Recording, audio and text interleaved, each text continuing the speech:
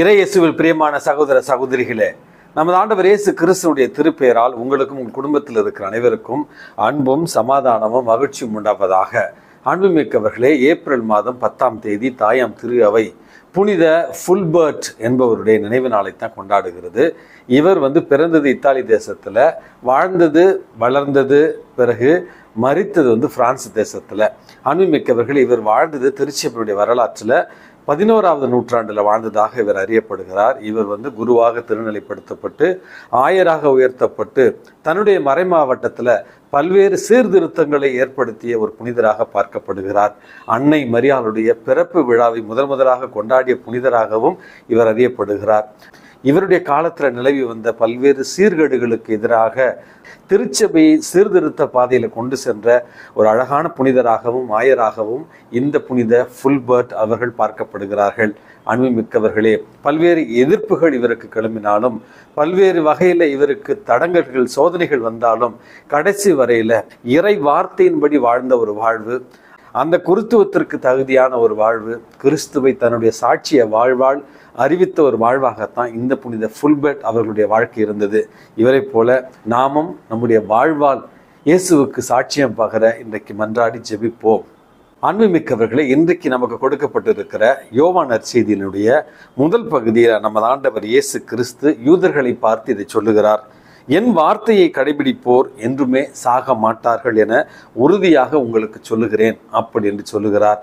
அன்புமிக்கவர்களே, இதை கேட்ட உடனேயே இந்த வார்த்தையினுடைய லிட்டரல் மீனிங் என்று சொல்லுவோம் இல்லையா, நேரடியாக நமக்கு புரிகிற ஒரு பதில் என்னவென்றால், இயேசுவனுடைய வார்த்தையை கேட்டால் மனித வாழ்வில் நம்ம இறக்க மாட்டோம் என்பதை அவர்கள் தவறாக புரிந்து கொண்டு, ஆபிரகாம் பிறந்தார், வாழ்ந்தார், இறந்தார், நீ என்ன புதுசா கதை விடுற, எப்படி ஒரு மனிதன் சாகாமல் இருக்க முடியும் அப்படி என்று இயேசு சொல்ல வருகிற கருத்தை முழுமையாக புரிந்து கொள்ளாமல், இயேசுனுடைய உன்னத பிரசன்னத்தை அறிந்து கொள்ளாமல், உணராமல் அவர்கள் மழுங்கிய உள்ளத்தினராய் இயேசுவிடத்தில் இப்படிப்பட்ட ஒரு சந்தேக கேள்வியை கேட்கிறார்கள்.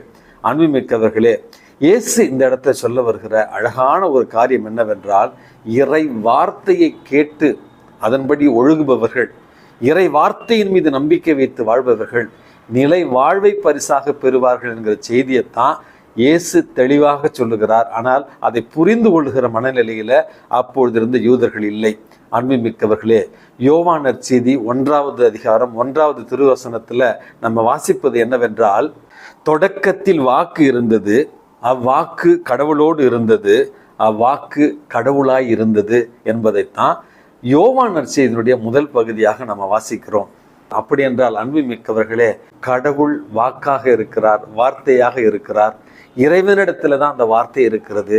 அந்த வார்த்தையை கேட்டு அதன்படி நடப்போர் நிலை வாழ்வை பெறுவார்கள் என்கிற அழகான செய்தியைத்தான் இந்த தவக்காலத்தினுடைய இந்த கடைசி வாரத்தில் தாயாம் திரு அவை நமக்கு தர விரும்புகிறது. அன்புமிக்கவர்களே, சில நேரங்களில் சொல்லுவார்கள், புரட்சியாளர்கள் புதைக்கப்படலாம், ஆனால் அவர்கள் விதைத்த விழுமியங்கள் என்றுமே புதைக்கப்படுவதில்லை, மாறாக அவைகள் விதைக்கப்பட்டிருக்கின்றன.